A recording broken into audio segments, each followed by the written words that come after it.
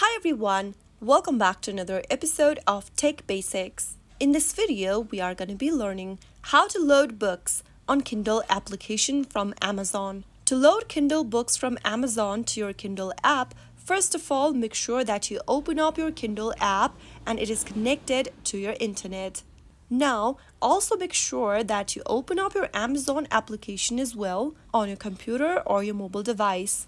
From your Amazon app, go to the human icon at the bottom and tap on your account at the top. Now, go ahead and scroll down and tap on Content Library. After selecting Content option, tap on Books. Select a book and then tap on the Deliver or Remove from Device option. Select the device that you want to send the particular book to and tap on Make Changes. Now open up your Kindle application and then your book will start downloading to your Kindle app. Once it is finished, you can start reading it. If you are using the Kindle app on your mobile device and your Kindle is connected to the same Wi-Fi network, the book will automatically sync to your device. Note that you also need to have purchased the Kindle book on your Amazon account to be able to download it onto your Kindle app. So that is how it's easily done. If you found the video to be helpful, go ahead and give us a thumbs up.